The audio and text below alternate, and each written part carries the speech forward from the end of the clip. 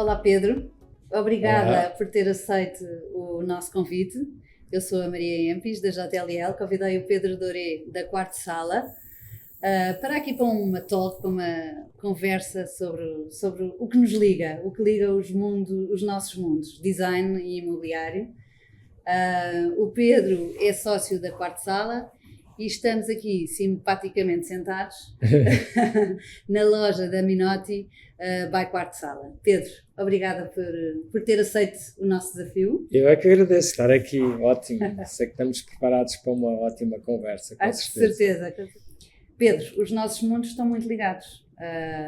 Eu vendo entre quatro paredes, o Pedro dá-lhes vida, dá-lhes cor, dá-lhes conforto, dá-lhes um lar, não é? Nós emergimos em 2012, foi assim os sinais, no fim de 2012, os sinais do fim da crise, uma crise muito intensa, principalmente para Portugal.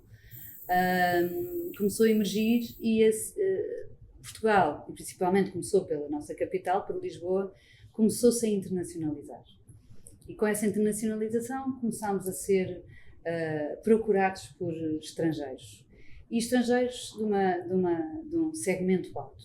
O que nos trouxe também a novidade do mercado de luxo.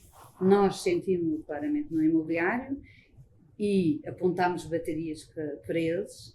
No design, como é que foi este percurso?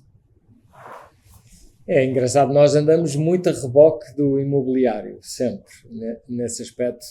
Vocês vão à frente e nós vimos depois. Para nós é sempre um sinal, quando vemos que o imobiliário está a mexer, nós sabemos que vamos ter mais negócio lá à frente. E o imobiliário, isto é algo que é sempre cíclico. Quando o imobiliário dá sinais de algum abrandamento, nós sabemos que a nossa atividade também vai abrandar. Portanto, o nosso termómetro são vocês, na prática. É assim que nós nos regemos. Uhum. E nós começámos a perceber sempre um pouco mais tarde. Tu falas de 2012 e eu falo sempre 2 anos mais tarde. 2013 ainda foi um ano bastante complicado para nós, Quarto Sala, em Portugal, ainda. E 2014 nós começámos a ver que as coisas estavam a mudar, que estávamos a emergir da crise.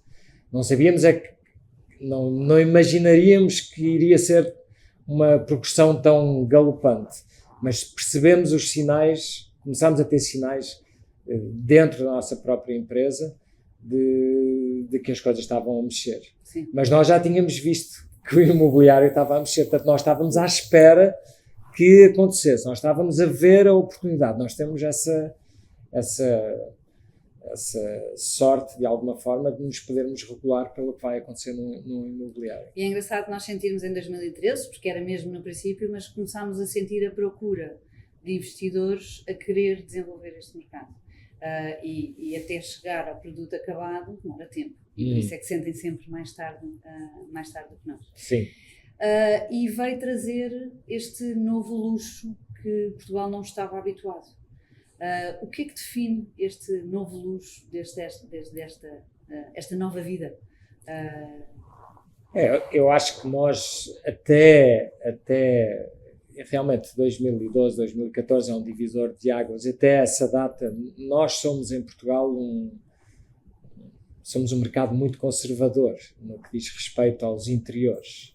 Nós temos em Portugal uma ótima escola de arquitetura no Porto, temos fundações muito interessantes em termos de arquitetura, mas a vivência do design não era algo que não acontecia.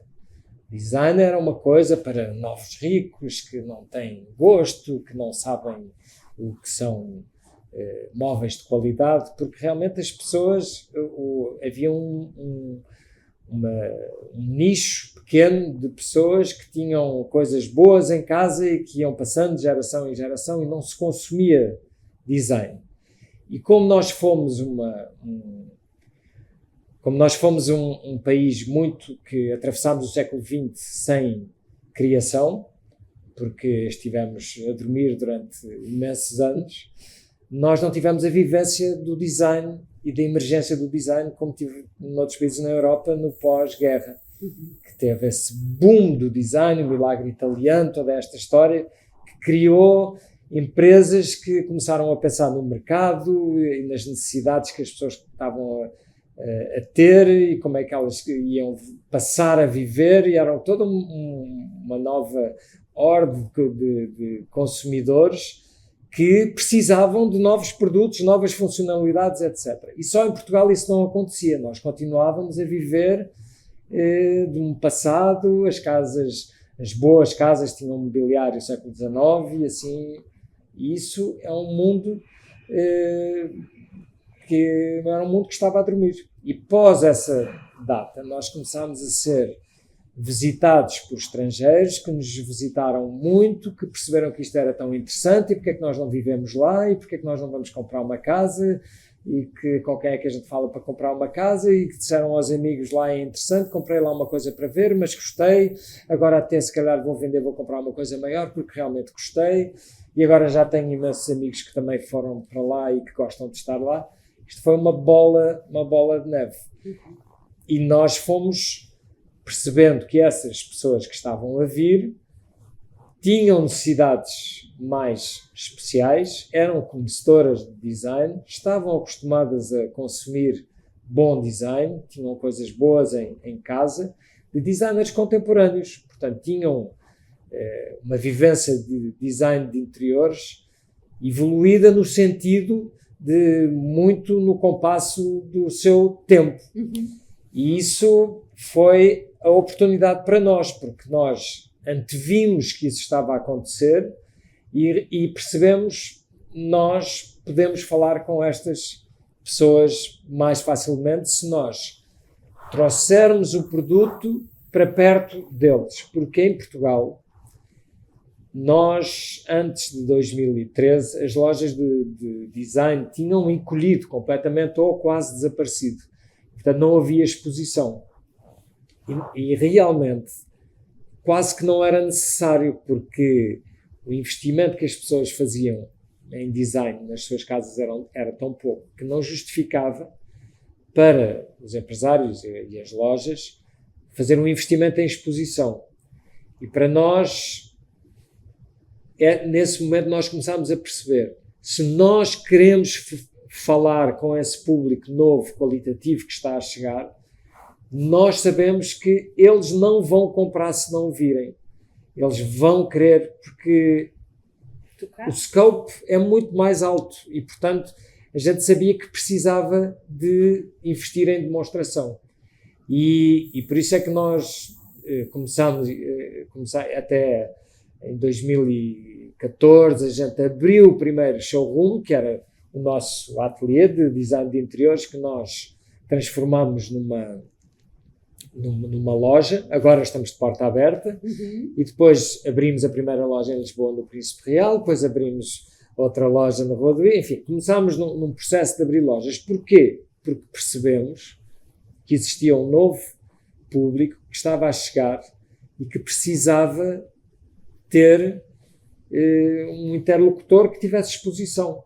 Não era só por catálogo, não é? Não era só por catálogo. Que estávamos cá. E isso para nós mudou tudo, porque começámos a perceber que podíamos tornar rapidamente uma referência se fizéssemos esse investimento que temos vindo a fazer em retail, a contraciclo com o que se estava a fazer na altura, que era, não, vamos virar tudo online, a tendência online, nós não vamos precisar fazer nada. E aí o que nós percebemos é que o mercado de luxo que nós estávamos a ver emergir no mercado imobiliário, nós percebemos esse mercado não vai comprar online. Claro que vai sempre comprar online, a gente sabe o que é que ele representa no nosso segmento.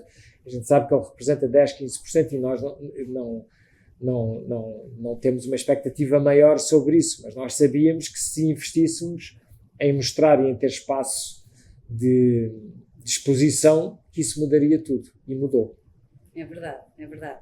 E a percepção é vista, está à vista, e inclusive gostava também de debater isto consigo, que é a percepção de uma casa com bom design, com uma boa decoração, de interiores e bem pensada a arquitetura de interiores, a percepção do valor do próprio imóvel é muito maior.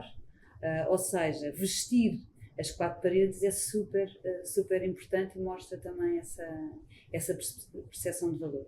E por isso, também, cada vez mais, e não sei se sentiu isso, os promotores investem nas zonas comuns, em vesti-las e em colocar peças de design muito boas e etc., porque isso também valoriza as casas.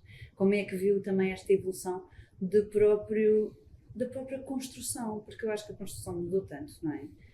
Ainda precisa mudar mais. Ainda temos um grande caminho. Temos caminho, mas isso é bom saber que temos caminho. Exato. Que estamos a evoluir, que temos caminho. Mas nós mudámos dos edifícios que eram feitos por construtores civis para edifícios feitos por promotores que pensam nos projetos e no utilizador final de uma forma mais com mais design, com mais preocupação pela estética. Sim.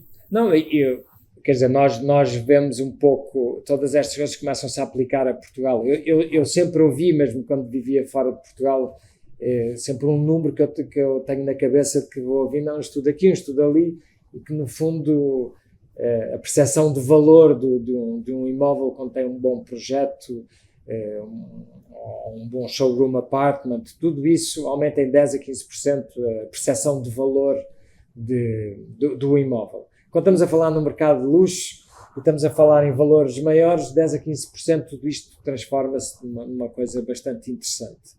E, portanto, e nós também no quarto de sala temos muito essa sensação. Nós, mais recentemente, desde há uns 5 anos, temos vindo a ter colaborações bastante intensas com promotores imobiliários que nos pedem para fazer vários tipos de ações, desde fazermos showroom apartments até fazermos festas para isto ou aquilo, ou fazermos ambientações específicas para certas coisas, e isso tem sido um serviço que tem sido requisitado tão recorrentemente que nós só podemos tirar a conclusão que se isso está testado fora de Portugal, em Portugal começa a estar testado também pela realidade do que está a acontecer e do que nós, quarto de sala, vimos no dia-a-dia já. Claro.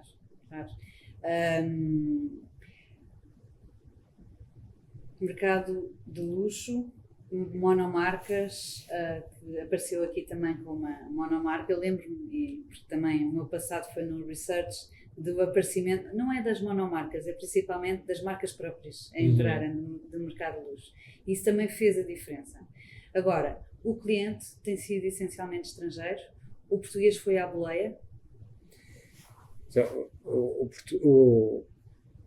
O cliente que entende as marcas é predominantemente estrangeiro. É o cliente que entende as marcas, entende o valor das marcas e que está disposto a pagar por elas. Eu diria que os portugueses até bastante recentemente entendia o valor das marcas, mas não estava disposto a pagar por elas. Achava que podia ser uma excentricidade e não exatamente algo que eles precisassem. E eu acho que o facto de os estrangeiros terem imposto uma nova realidade no design de interiores, porque são eles que requerem um nível de sofisticação dentro das suas casas e que são muito mais cautelosos a escolher as peças que querem dentro de suas casas, isso acabou por criar um efeito de contaminação nos portugueses, que começam a ver, que começam a frequentar outro tipo de abordagens ao design de interiores e esta diversidade, porque é bastante diverso. Nós estamos a falar aqui em tipologias de clientes. Nós no quarto de sala já temos quase isto é quase um algoritmo, que a gente já sabe, este é um cliente que viveu na Austrália, não sei quê, não sei quantos anos ali, a gente já percebe um pouco o que é que esse cliente vai querer, que tipo de marcas gosta. Isso tem muito a ver também com os movimentos que as próprias marcas fazem nas capitais. Claro. Umas investiram mais na América do Sul, outras investiram mais nos Estados Unidos, etc. Portanto, nós sabemos perfeitamente o que é que cada cliente de cada país está interessado em que tipo de marcas, em que tipo de funcionalidades. E isso eu acho que tem sido para nós, e aqui muito concretamente eu acho que virou uma vantagem competitiva para nós, quarto de sala, é que nós percebemos muito bem as tipologias de clientes. Portanto, quando estamos a falar com promotores imobiliários, nós temos uma seriedade e uma certeza do que estamos a dizer quando dizemos, não, se você quer fazer um showroom apartment aqui, não é com este tipo de coisa. Você tem que fazer isto e isto, e tem que ter este e aquele designer, e tem que ter. E nós sabemos isto muito bem. E isto é o que realmente agrega valor para quem está a promover o imobiliário. É perceber, eles estão no dia-a-dia a auscultar o mercado. E têm... Porque nós conhecemos a felicidade e as frustrações dos clientes. Que pena, comprei este apartamento, adoro a vista, adoro a localização, adoro tudo, etc. Mas esta cozinha, olha a cozinha, olha esta... Que pena não ter uma cozinha boa, dá-me dó destruir esta cozinha para comprar uma boa cozinha, vou acabar por ter que fazer... Portanto, a gente sabe tudo isso. Portanto, nós temos essa intimidade com os clientes e podemos trazer isso sob a forma de conhecimento para o mercado. Claro, claro que sim. É uma das coisas que nós também acabamos por fazer, não no design, mas porque trabalhamos com muitos clientes, não é? Vendemos muitas casas e muitos estrangeiros. Agora o nosso rácio está mais equilibrado, até já depende mais para portugueses. Natural, esta fase do mercado, depende imenso dos anos, mas nós, o peso dos estrangeiros tem sempre muito peso. E por isso conhecemos também, temos uma caracterização de cada necessidade e percebemos perfeitamente. Os brasileiros gostam de uma coisa, estão muito focados na segurança, nos amenities totais, etc. Os franceses querem autenticidade. Sim. E por isso as especificações das casas são completamente diferentes de um mercado para o outro. E quando se está a desenvolver é preciso também ajudar o promotor a dizer, mas isto é para quem? Claro. Qual é que é o briefing? Não é? Exatamente. Definiu ou quer ajudar a definir? Porque tudo muda, não é? Um brasileiro quer umas características de conforto e de segurança, etc., que um português não valoriza. Não valoriza. Ou tudo em suíte, ou todos os quartos têm de ser em suíte, ou há áreas amplas. Exatamente. Sim. Essas especificações, por isso percebo perfeitamente que é uma caracterização e tem mesmo necessidades diferentes, culturas diferentes, necessidades diferentes, isso é muito... E isso para nós é ainda mais verdade, porque nós vimos depois, nós estamos a fazer o projeto de interiores das pessoas, quer dizer, nós estamos a criar novas narrativas para a pessoa. Se não tivermos esses pressupostos corretos, não vamos acertar e não vamos trazer, e não vai ser um processo fluente. Sim. Por isso é muito importante que isto seja um conhecimento. E nós temos algum cuidado hoje em dia também, de modo a que o conhecimento circule na empresa, porque estas coisas às vezes ficam... O perigo é que eu seja detentor de conhecimento e não consiga passar para a pessoa que trabalha comigo. É criar uma cultura realmente em que em qualquer frente com o cliente, seja que o cliente entre numa loja quarto-sala multimarca ou que entre numa loja Minotti, onde estamos agora, ou onde quer que seja, que o cliente sinta o mesmo interesse, a mesma percepção e a mesma sensibilidade ao cliente, a mesma capacidade de radiografar. Cuidado, não é? Outro tema que também está muito em voga no mercado de luxo global é a sustentabilidade. Tem dias, ouve-se mais, ouve-se menos. Eu já liderei o departamento de sustentabilidade na JLL, por isso vi esse arranque e a dificuldade até de chegar a Portugal com a sustentabilidade, porque era um tema que os portugueses, ou os players portugueses ainda não estavam muito sensibilizados, mas hoje em dia estão. Como é que é no design? Como é que devia entrar a sustentabilidade no design de luxo? Eu acho que rege-se ou seja, as problemáticas são bastante similares, no sentido em que há aqui um ponto de equilíbrio. Primeiro, é preciso dizer que há muito greenwashing no meio disto tudo e nós seria de prever que houvesse, isso são fases de transição. Mas eu acho que haver greenwashing já é bom, porque quer dizer que há uma preocupação em pelo menos falar-se do assunto. Portanto, é como a história da reciclagem. As pessoas dizem, metade do que a gente põe na reciclagem não é reciclado. E daí, o que é que interessa? O que interessa é que a gente tenha o hábito de ter uma ação que é concreta para que as coisas não se dispersem e que vão parar aos canais certos de reciclagem. E eu acho a mesma coisa em relação à sustentabilidade. É um discurso que foi entrando, mas na prática, no design, com pouca penetração na indústria, na prática. E o discurso da sustentabilidade já vem há muitos anos, não é? Aqui já estamos com esse discurso há mais de 20 anos. A gente tem a história dos irmãos Campana no Brasil, que são os grandes mestres do design. Para mim, sou o grande referencial de quem começou por fazer design através de desperdício, etc. Designers que eu acho que é muito interessante conhecer. Já é uma história que já tem 30 anos.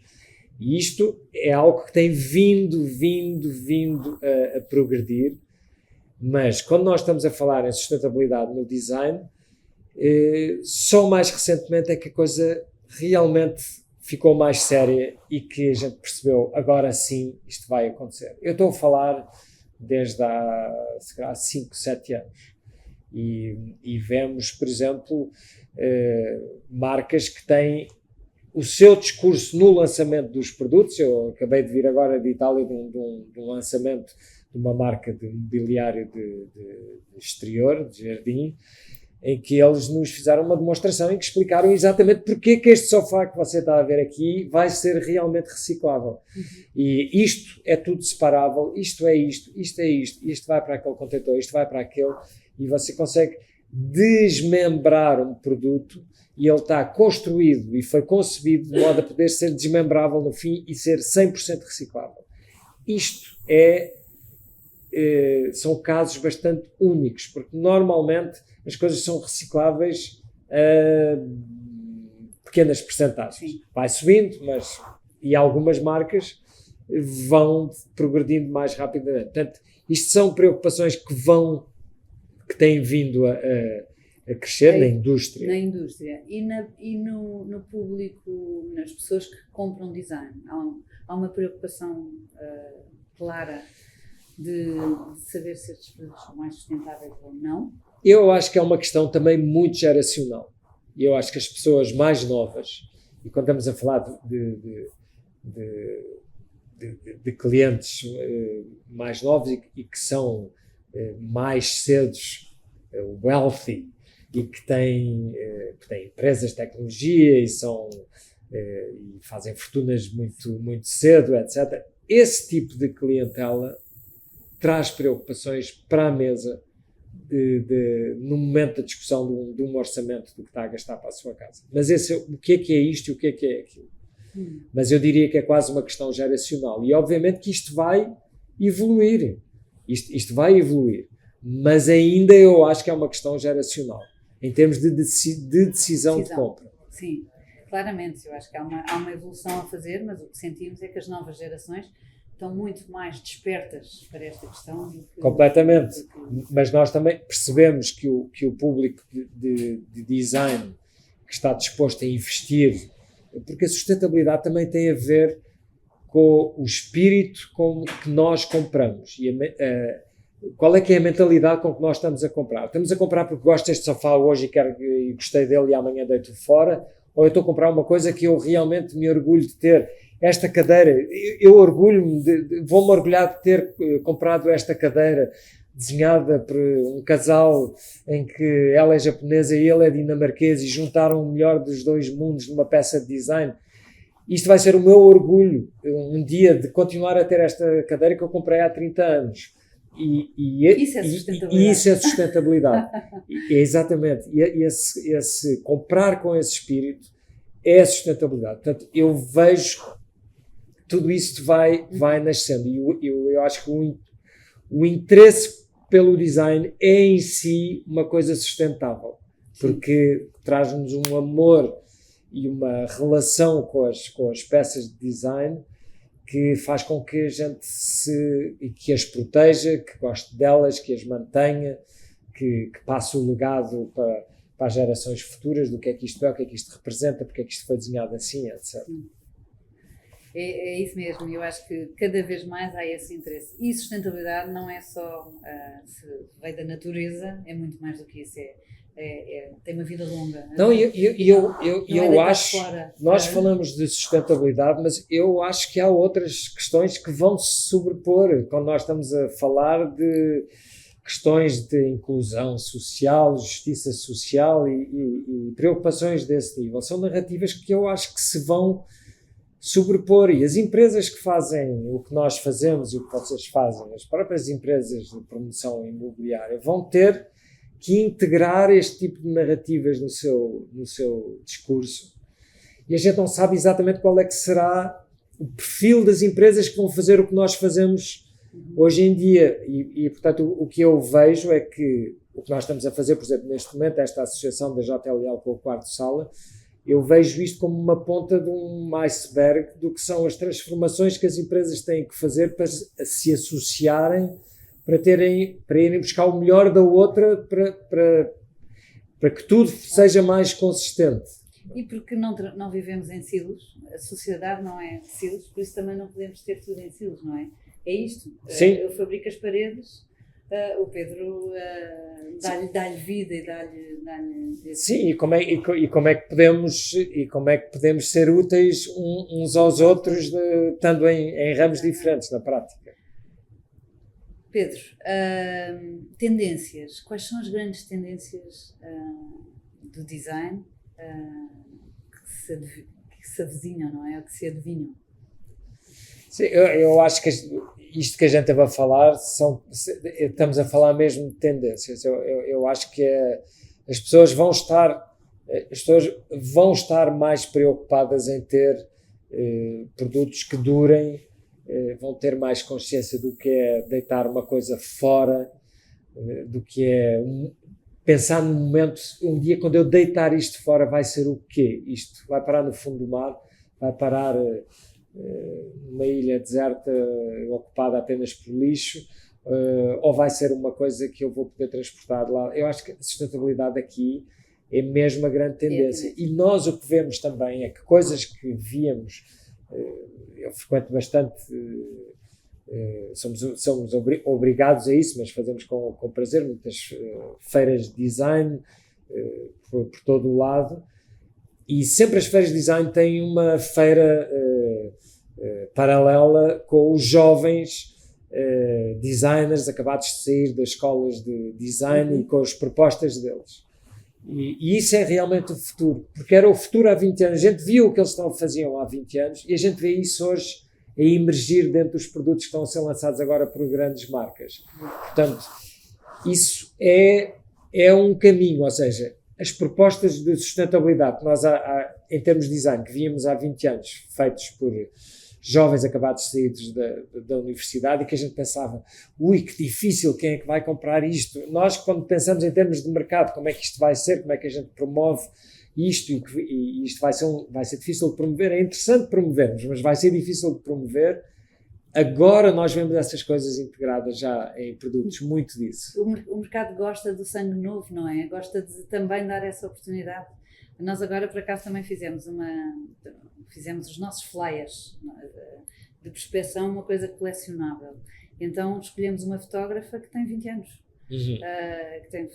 é uma ótima fotógrafa, com 20 anos, nova, que está completamente a começar, mas que é quase mais interessante do que ser só o fotógrafo super famoso, que já está muito implementado no mercado. As pessoas gostam e aderem a estas novas 100% de acordo. Talentos, não é? Sim. E é necessário, porque eu acho que são dois polos bastante opostos, porque eu acho que há uma criatividade, uma coisa que tem que ser, ao mesmo tempo, tem que ser gerida, tem que ser orientada, tem que haver muita noção do que é o mercado. Nós na Quarto Sala temos muito essa preocupação. Nós não queremos ser uma loja tradicional, não queremos que as nossas lojas sejam as lojas tradicionais iguais a qualquer loja porque estas marcas são marcas universais hoje em dia, não é? Já está a falar com marcas que têm uma projeção internacional em todas as grandes capitais. E a gente entra numa loja destas marcas, em qualquer lugar, e há uma uniformidade, há uma vivência. Mas nós achamos que nas nossas lojas nós somos capazes de trazer algo que é mais do que isso. Nós temos isso como base, mas nós queremos sempre estar a dar oportunidade a marcas novas, a marcas feitas às vezes por marido e mulher, criaram uma marca e conseguiram fazer uma coisa e que de repente está assim grave. Nós gostamos de ter isso no nosso mix de produto, mesmo se isso possa não ser negócio, mas para nós é negócio na medida em que isso traz uma inspiração e uma respiração que o público apreende como sendo... Bom, eles são realmente uma empresa de design, porque têm esta postura de mostrar coisas que são caminhos abertos. E de serem os sponsors de novo design, não é? Sim, deixar acontecer. Sim, giro. Completamente, eu acho que uma das tendências também que nós vimos no imobiliário. Primeiro, eu acho que o conceito de luxo mudou muito ao longo dos últimos anos. E se calhar estou completamente errada, mas houve o luxo quando... Mas mudou. Emergimos da crise, era muito... O luxo, o que nos chegava de luxo era muito bling bling, era um luxo muito visível, muito ostentativo. E à medida que os anos passaram, e também a própria sustentabilidade trouxe-nos isso, é muito mais um luxo mais discreto. Sim. Quer autenticidade, quer novidade. Novidade não é novidade de agora deita-te fora e põe, mas a novidade, a frescura, ideias frescas e etc. E por isso eu acho que mudou muito. Passámos do luxo super ostentativo para um luxo muito mais discreto. Nós no imobiliário vimos isso muito. Coisas boas, mas não precisam ser altamente... Pois, sim. Não sei se sente o mesmo. Sentimos bastante, e é uma coisa com que nos identificamos. Há uma sobriedade. Eu acho que eu vejo que é uma coisa que tem vindo a crescer, esse abandono dessa coisa do design muito exaltado e da pessoa querer existir a partir de uma especulação do design. Eu acho que as pessoas estão a começar a perceber que o bom design é realmente o que tem uma tonalidade, tem um tom mais calmo. E isso é uma coisa de intemporalidade, é isso que as pessoas no fundo gostam de sentir. É um caminho, e esse é um caminho que tem muito a ver com essa ideia de quiet luxury. É muito bom, mas eu não preciso de mostrar, não preciso dizer que é minote, não preciso de nada. A pessoa sabe, percebe o que é, pode ter interesse em saber o que é, mas já não é tão importante que marca. É a coerência do todo que marca e que tem força. E isso eu acho que isso são tudo boas notícias para nós, porque quer dizer que as pessoas sabem, e isso era o que nós não tínhamos em Portugal antes. Nós não tínhamos um público que soubesse perceber qual a vantagem ou quais os diferenciais de uma marca ou de um produto bem desenhado ou bem concebido, ou de um projeto de interiores. Mas um projeto de interiores, porque eu sei fazer.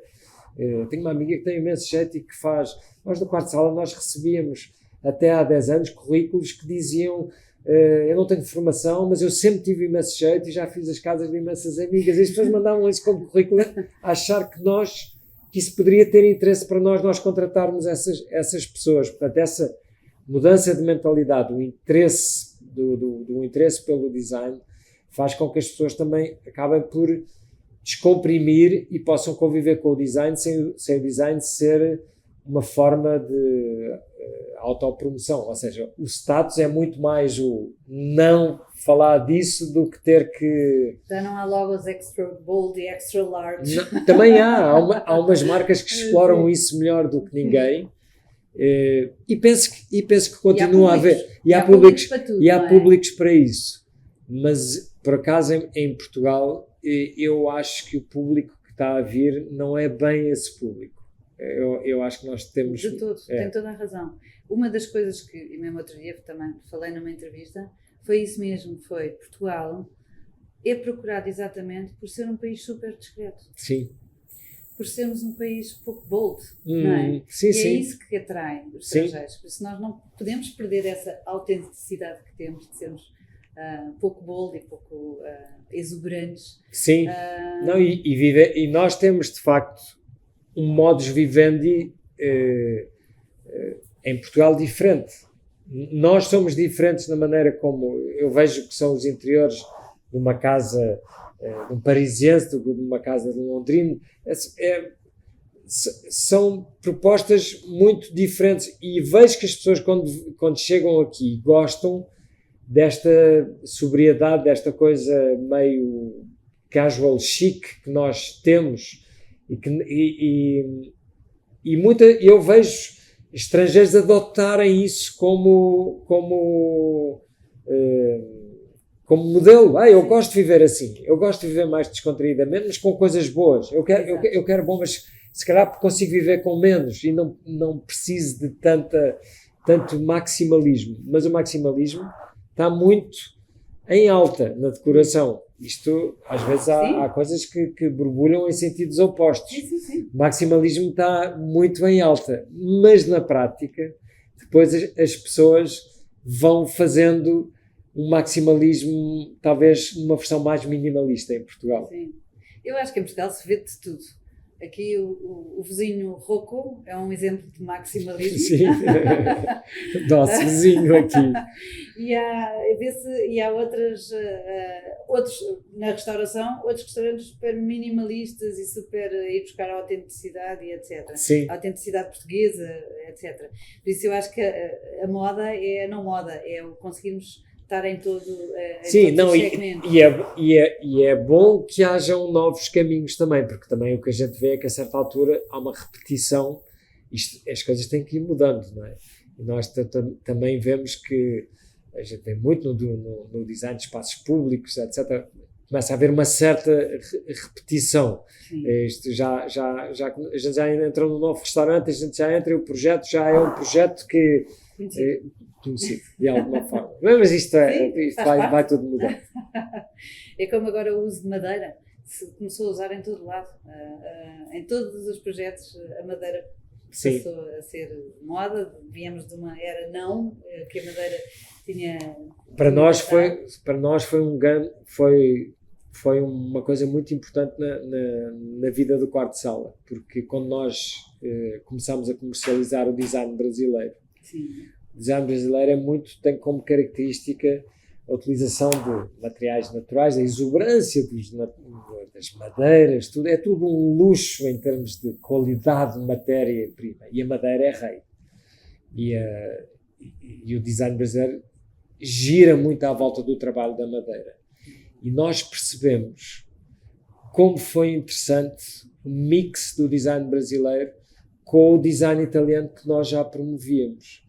E conseguimos criar uma coisa que nós continuamos a perceber que é surpreendente para os estrangeiros que nos visitam.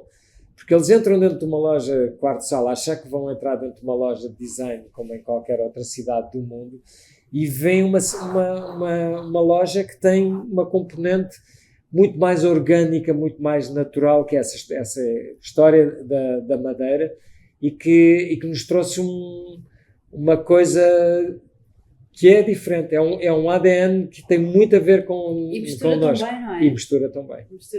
E a mistura mais industrial, e a mistura é sempre a chave para tudo. Porque senão, se a gente só fizer a madeira, e se a gente só fizer isto, ou fizer tudo isso, acaba por ser cansativo. Eu acho que a grande chave do sucesso é sempre saber put together, é pôr coisas completamente diferentes juntas. E há pouco estávamos a falar sobre a utilização dos móveis da nossa avó, que a gente não quer mais, e a gente pode muito bem querer, a gente tem que saber como juntá-los com uma peça ultramoderna ou uma peça contemporânea. Há que saber fazer, e isso traz personalidade. sem dúvida. Pedro, acho que estamos a chegar aqui ao fim do nosso tempo. Pergunta final. Como é que vê também agora? Foi as tendências do design, agora é mais o nosso mercado, de real estate e design. Como é que ele vai evoluir aqui em Portugal, especificamente? Nós sentimos uma diversidade imensa de estrangeiros também, os portugueses cá para ficar mais modernos ou mais abertos a novidades, a coisas boas, a coisas diferentes, muito mais abertos ao design. Nós sentimos isso também nas casas, a procurarem também coisas diferentes, coisas bem desenhadas, preocupados com isso. Como é que vê também, tem visto esta evolução deste desenho da procura, que se calhar começou muito ancorado nos brasileiros, foram os primeiros, os first movers dos internacionais, foram os brasileiros. Mas essa pergunta é engraçada e por acaso é bom a gente estar a falar disso porque de alguma forma não tínhamos falado. Há aqui um aspecto que eu acho bastante interessante que é que nós temos muitos clientes que nós quase consideramos estrangeiros por abuso, mas são na verdade portugueses que viveram muito tempo fora e que estão a voltar para Portugal depois de viverem vidas fora. E que de repente os filhos cresceram, então bora viver para Portugal, que está ótimo agora. E nós temos muitos clientes portugueses. E nós, por abuso de linguagem, costumamos pô-los dentro do lado dos clientes estrangeiros, mas não, são realmente portugueses que saíram daqui jovens, foram a trabalhar fora e estão a voltar. E eu penso que esses são realmente os agentes mais contaminadores dos portugueses, porque é quem está mais em contacto com os portugueses, porque eles quando chegam imediatamente integram-se dentro da comunidade portuguesa. E nós temos muitos clientes desses. É uma coisa que eu estava a esquecer de mencionar. É termos o regresso, não é? Sim. É termos o regresso, é muito interessante, nós vimos isso também. E também é um fator do aumento dos portugueses no nosso portfólio. Nós somos uma marca internacional e naturalmente temos um portfólio grande de estrangeiros, mas de facto também os portugueses que estão de volta, que agora que não tinham oportunidade no passado de cá estar, agora têm, agora podem vir, já está tudo estabelecido. Portugal também tem mais oportunidades de poderem voltar e de voltarem para uma cidade cosmopolita como tinham na altura, que foram procurá-la. Super interessante esse ponto de vista. E que não é tão insignificante assim, porque eu acho que as pessoas acham que isto é uma coisa, e realmente há muito expatriado a voltar para cá. E é como eu dizia, nós normalmente olhamos para eles como estrangeiros, mas não o são realmente, mas são portugueses a falar design muito fluentemente. Sim, non turning back, não é? Nós internacionalizamos, eu acho que esse passo que demos já não dá para voltar atrás. Sim. Eu acho que para bem de nós, para bem dos nossos negócios, para bem da paixão com que trabalhamos, eu acho que foi dado um passo que pode acontecer muitas calamidades e coisas, mas eu acho que isto é um caminho que vai com pujança para a frente neste momento. Apesar de tudo o que nós estamos a viver num mundo de incerteza, e hoje sobe a bolsa, amanhã desce, e sabemos pouco sobre se temos tarifas amanhã ou depois da amanhã, mas eu sinto que Portugal converge para ser um ponto parece-me que lá é safe. Eu, pelo menos lá, se acontecer tudo mal, lá estou bem. Hoje tenho cá o meu Global Executive Board, muitos deles americanos, e eles perguntaram: Maria, como é que está as políticas aqui americanas estão a influenciar o vosso país? E eu dizia: até agora, na parte que me toca, até ajudou, porque estamos a ser abordados todos os dias por americanos a quererem vir mudar-se para Portugal. Sente isso também? Sentimos. sentimos sim.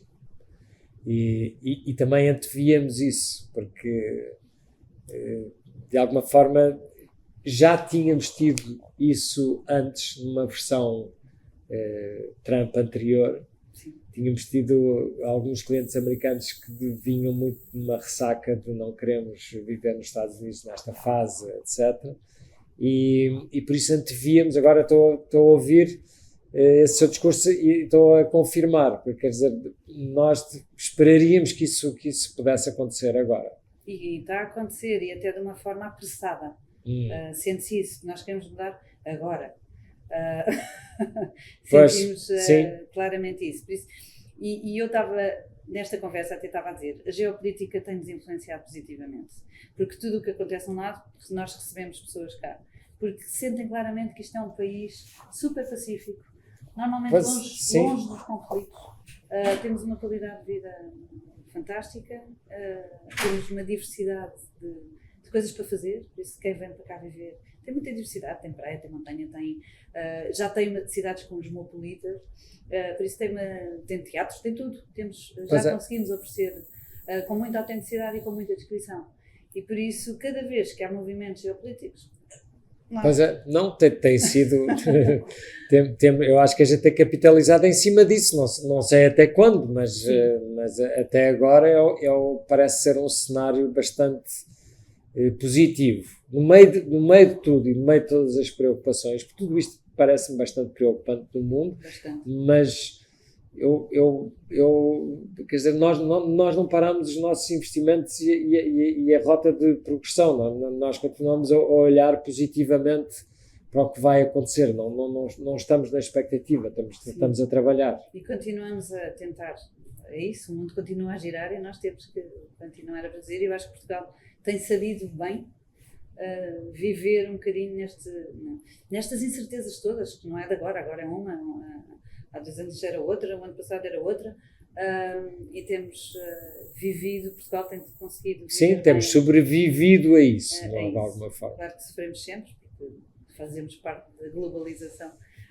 Mas, claro que sim, mas nós vemos, eu olho por Lisboa e vejo como a cidade se transformou e como tem uma dinâmica própria hoje em dia, como as pessoas gostam de estar aqui. Sim, Pedro, obrigada. Ótimo, eu é que agradeço, foi uma ótima conversa. Super interessante, ficávamos aqui a tarde toda.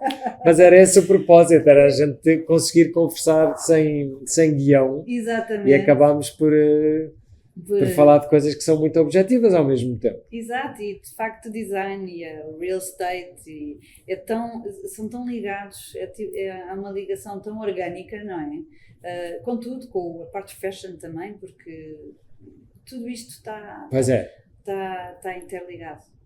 Pedro, obrigada. Ótimo. Mais uma vez. Obrigado também. Obrigada.